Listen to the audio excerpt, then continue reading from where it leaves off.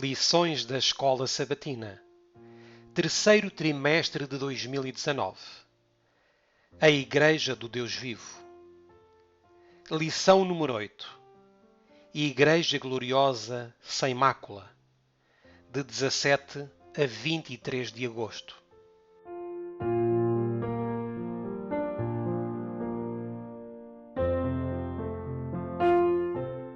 Versículo para memorizar.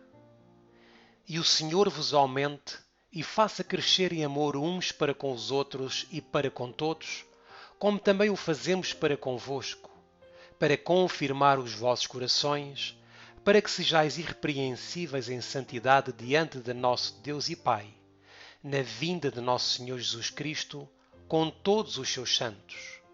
1 Tessalonicenses, capítulo 3, versículos 12 e 13. Estudo de ajuda. O Grande Conflito, páginas 469 a 478.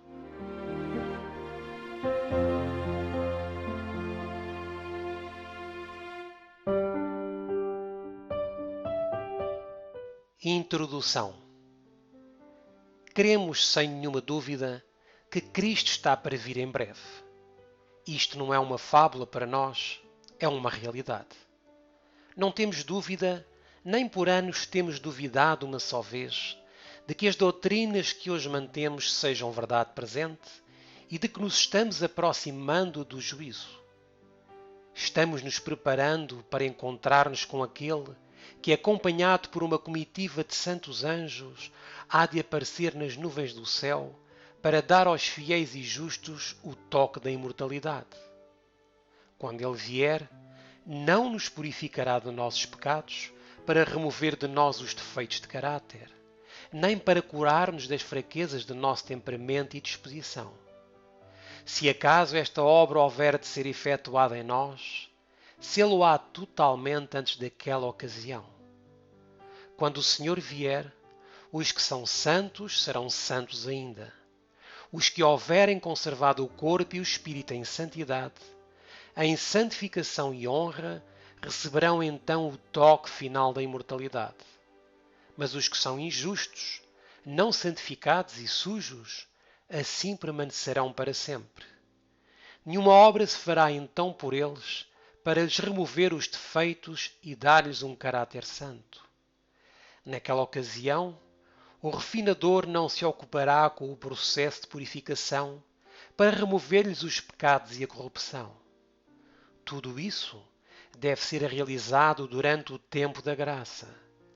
É agora que essa obra deve ocorrer em nós. Testemunhos para a Igreja, volume 2, página 354.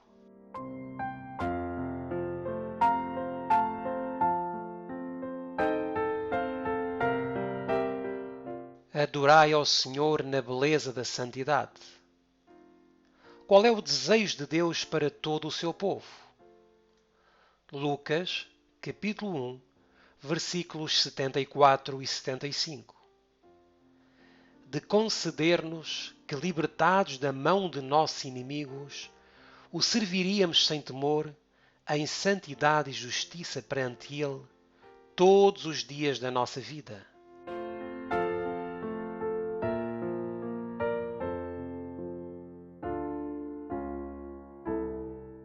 É privilégio nosso ter a luz do céu a brilhar sobre nós.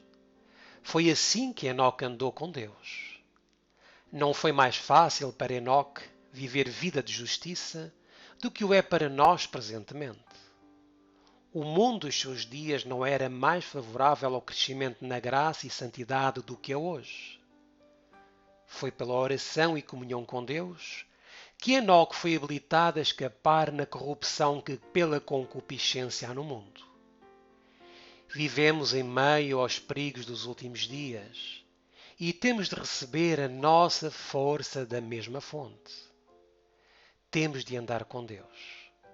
Requer-se de nós a separação do mundo, pois não podemos conservar-nos livres de sua poluição, a menos que sigamos o exemplo do fiel Enoque. A maravilhosa graça de Deus 23 de outubro.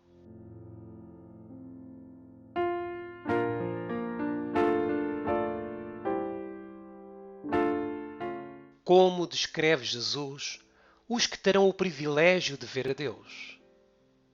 Mateus, capítulo 5, versículo 8. Bem-aventurados os limpos de coração, porque eles verão a Deus.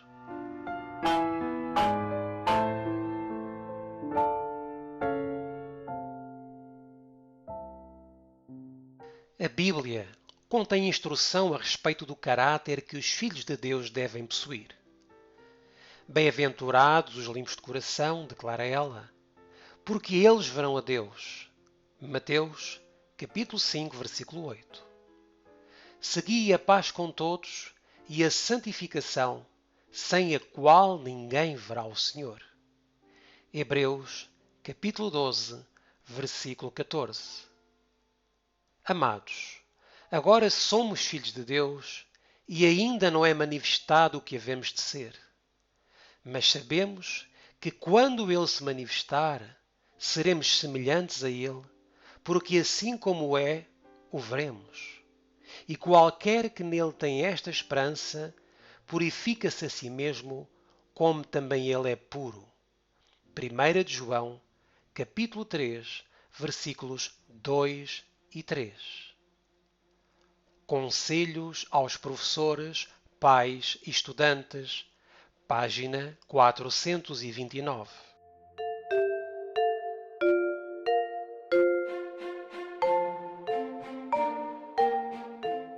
Permaneceremos no pecado para que a graça abunde?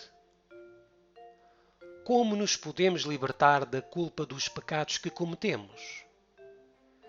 1 de João, capítulo 1, versículo 9. Se confessarmos os nossos pecados, Ele é fiel e justo para nos perdoar os pecados e nos purificar de toda a injustiça.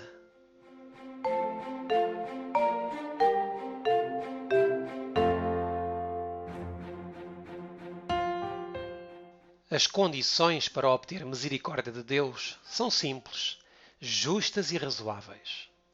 O Senhor não requer de nós atos penosos a fim de que alcancemos o perdão dos pecados. Não precisamos empreender longas e cansativas peregrinações, nem praticar duras penitências a fim de recomendar nossa alma ao Deus do céu, ou expiar nossas transgressões. Mas o que confessa os seus pecados e os deixa, alcançará a misericórdia. Diz o apóstolo: confessai as vossas culpas uns aos outros e orai uns pelos outros para que sareis. Tiago, capítulo 5, versículo 16. Confessai vossos pecados a Deus, que é o único que os pode perdoar, e vossas faltas uns aos outros. Se ofendestes a vosso amigo ou vizinho, deveis reconhecer vossa culpa, e é seu dever perdoar-vos plenamente. Deveis buscar então o perdão de Deus, porque o irmão a quem feristes é propriedade de Deus, e ofendendo-o, pecastes contra seu Criador e Redentor. Caminho a Cristo, página 37.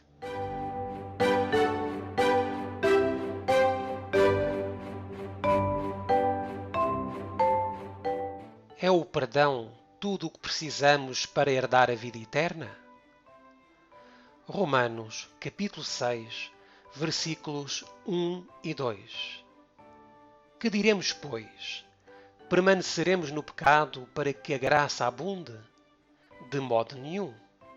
Nós que estamos mortos para o pecado, como viveremos ainda nele?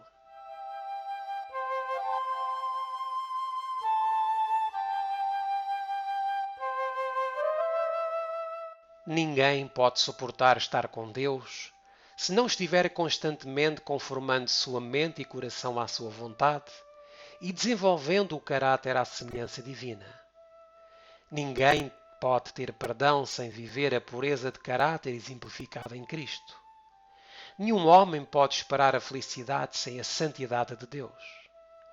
não podem participar da festa sem a vestimenta da justiça de Cristo, tecida no tiar do céu. Privilégios e oportunidades aperfeiçoados darão a cada alma a capacidade de obedecer à lei do seu reino. Home Missionary, 1 de novembro de 1897.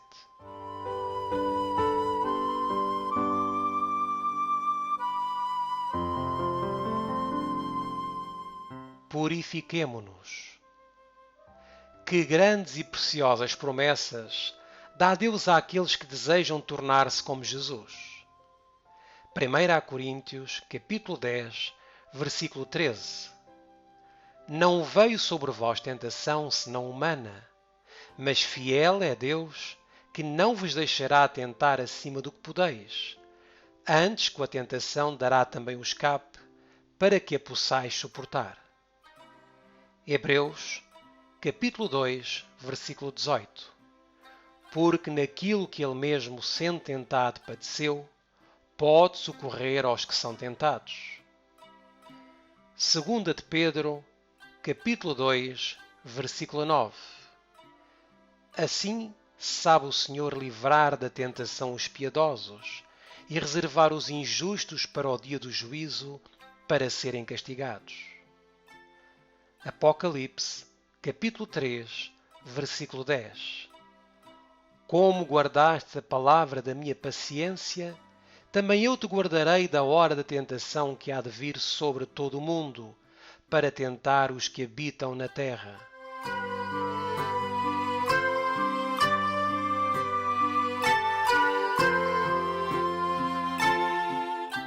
Dizei ao tentado que não olhe às circunstâncias, à fraqueza do próprio eu ou ao poder da tentação, mas ao poder da palavra de Deus.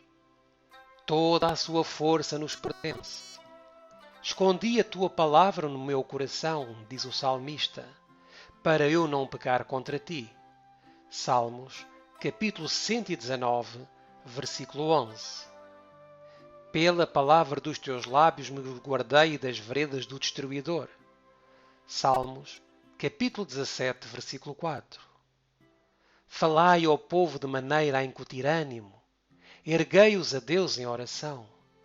Muitos dos que têm sido vencidos pela tentação são humilhados por seus fracassos e sentem ser vão buscar aproximar-se de Deus.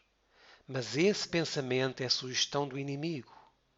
Quando pecaram e sentem que não podem orar, dizei-lhes que é então o momento de orar. Talvez se encontrem envergonhados e profundamente humilhados. Ao confessarem, porém, os seus pecados, aquele que é fiel e justo lhes perdoará, purificando-os de toda a injustiça. Coisa alguma é aparentemente mais desamparada e na realidade mais invencível do que a alma que sente o seu nada e confia inteiramente nos méritos do Salvador. Pela oração, pelo estudo de sua palavra, pela fé em sua constante presença, a mais fraca das criaturas humanas pode viver em contacto com o Cristo vivo e Ele a segurará com mão que nunca a soltará. A Ciência do Bom Viver, páginas 181 e 182.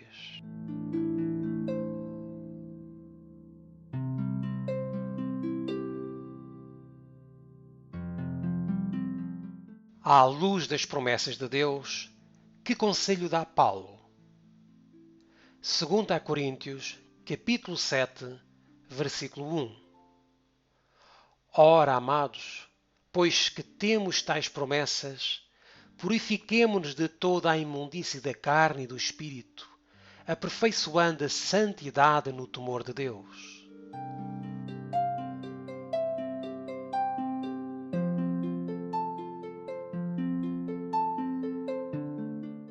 A vida cristã é uma constante marcha avante. Jesus se coloca como refinador e purificador de seu povo. E quando sua imagem estiver perfeitamente refletida neles, eles estarão perfeitos e santos e preparados para a transladação. e exige-se do cristão uma obra perfeita. Somos exortados a purificar-nos de toda a imundície da carne e do espírito, aperfeiçoando a santificação no temor de Deus. 2 Coríntios capítulo 7, versículo 1. Aí vemos onde está a grande obra. Há um trabalho contínuo para o cristão. Toda a vara da videira mãe tem de tirar dela vida e força, a fim de dar fruto. João capítulo 15, versículo 4. Testemunhos para a Igreja, volume 1, página 340.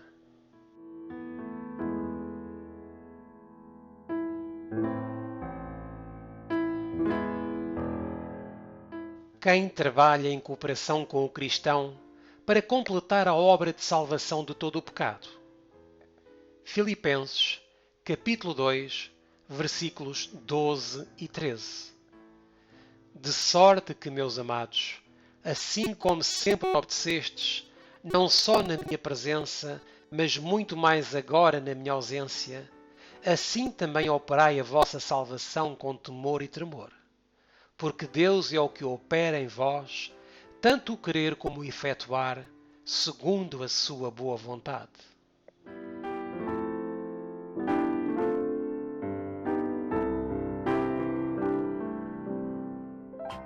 Deus requer de nós que produzamos muito fruto.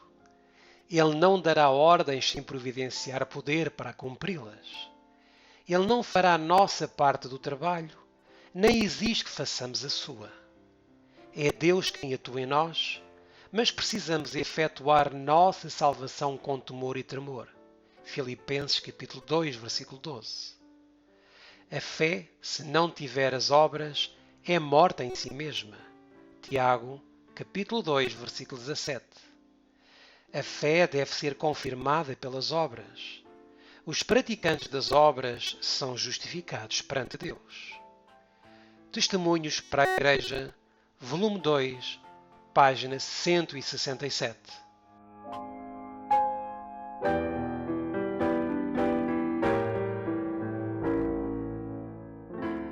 Ao homem é permitido desempenhar uma parte nessa grande luta pela vida eterna.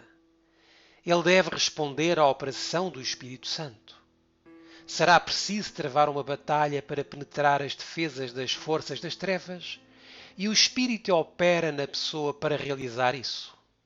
Mas o homem não é um ser passivo, que deve ser salvo na indolência. Testemunhos para a Igreja, volume 8, página 65.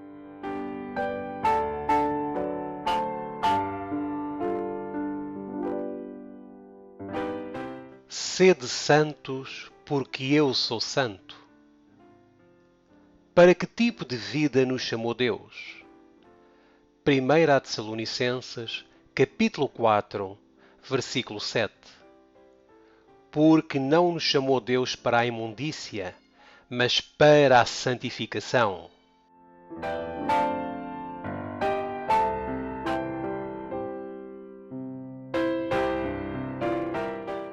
Somos chamados a representar perante o mundo o caráter de Deus, tal como ele foi revelado a Moisés. Em resposta à oração de Moisés, rogo-te que me mostres a tua glória. O Senhor prometeu, eu farei passar toda a minha bondade diante de ti. Êxodo capítulo 33, versículo 18 e 19. Passando, pois, o Senhor perante a sua face, clamou, Jeová, o Senhor, Deus misericordioso e piedoso, tardio em iras e grande em beneficência e verdade, que guarda a beneficência em milhares, que perdoa a iniquidade e a transgressão e o pecado. Êxodo capítulo 34, versículos 6 e 7. Tal é o fruto que Deus deseja de seu povo. Na pureza de seu caráter, na santidade de sua vida, em sua misericórdia, longanimidade e compaixão, devem eles demonstrar que a lei do Senhor é perfeita e converte a alma. Salmos, capítulo 19, versículo 7. Testemunhos para a Igreja, volume 6, página 221.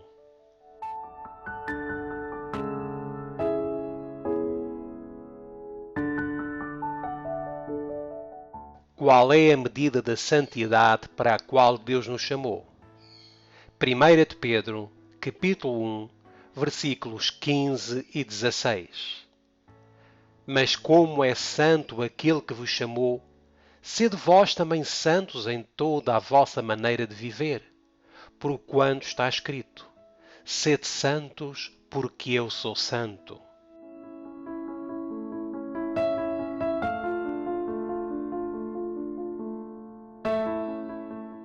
O caráter formado segundo a semelhança divina é o único tesouro que deste mundo podemos levar para o futuro. Aqueles que nesta vida estão sob a instrução de Cristo levarão consigo para as mansões celestes todo o aprendizado divino. E no céu deveremos progredir continuamente.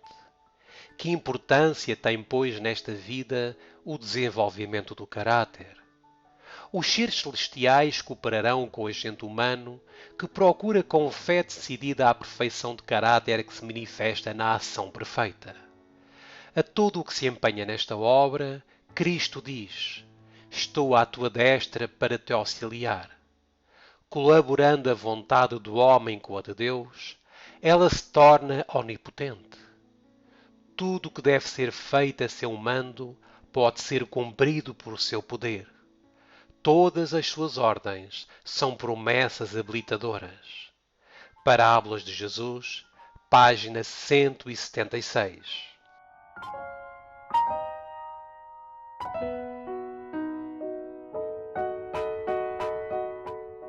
Santa e irrepreensível.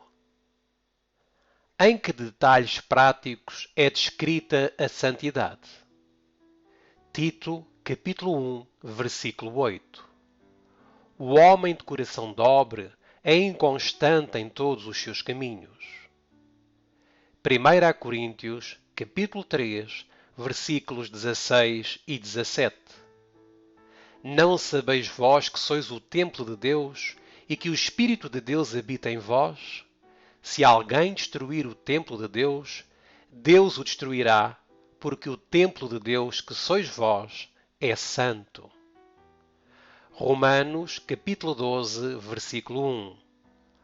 Rogo-vos, pois, irmãos, pela compaixão de Deus, que apresenteis os vossos corpos em sacrifício vivo, santo e agradável a Deus, que é o vosso culto racional. Colossenses, capítulo 1, versículo 22. No corpo da sua carne, pela morte, para perante ele vos apresentar santos, irrepreensíveis e inculpáveis. 1 de Pedro, capítulo 1, versículo 15. Mas como é santo aquele que vos chamou, sede vós também santos em toda a vossa maneira de viver. Efésios, capítulo 5, versículo 27. Para apresentar a si mesmo igreja gloriosa, sem mácula, nem ruga, nem coisa semelhante, mas santa e irrepreensível.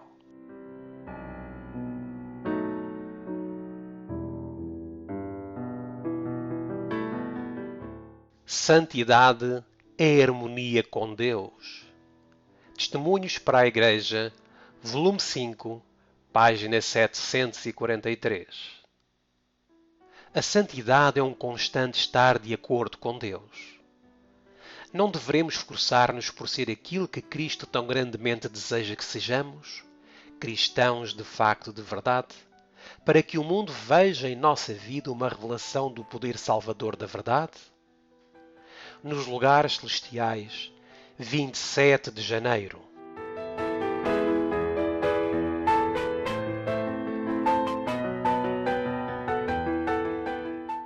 Verdadeira santidade é a integridade no serviço de Deus.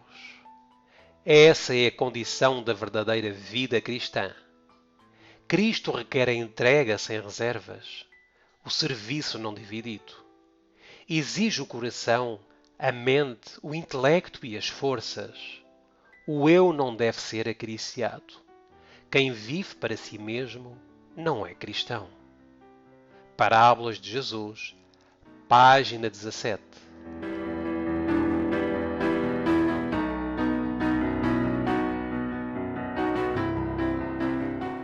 Não é genuíno nenhum arrependimento que não opera reforma. A justiça de Cristo não é uma capa para encobrir pecados não confessados e não abandonados. É um princípio de vida que transforma o caráter e rege a conduta. Santidade é integridade para com Deus. É a inteira entrega da alma e da vida para a habitação dos princípios do céu. O desejado de todas as nações, página 388.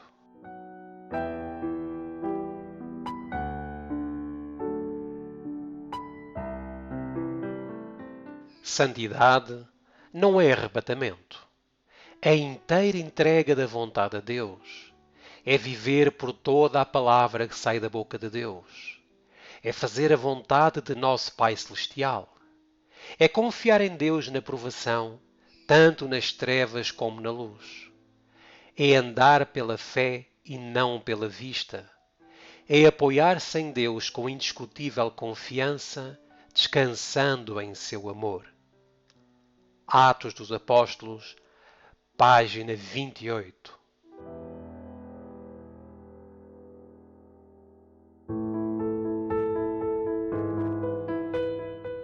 Como descreve a Bíblia aqueles que participaram da primeira ressurreição na segunda vinda de Jesus? Apocalipse, capítulo 20, versículo 6. Bem-aventurado e santo aquele que tem parte na primeira ressurreição. Sobre estes não tem poder a segunda morte, mas serão sacerdotes de Deus e de Cristo, e reinarão com ele 1000 anos.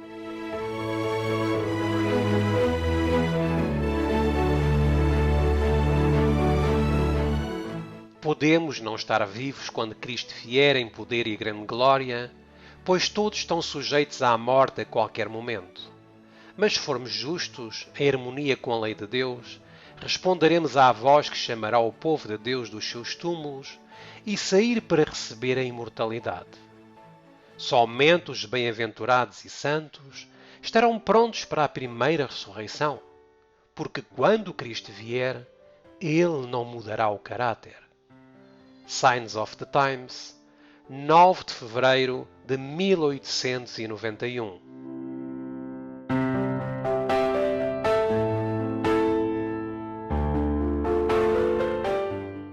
Como descreve a Bíblia aqueles que estão vivos para ver Jesus como Ele é? 1 de João, capítulo 3, versículo 2. Amados, agora somos filhos de Deus e ainda não é manifestado o que havemos de ser. Mas sabemos que quando Ele se manifestar, seremos semelhantes a Ele, porque assim como é, o veremos.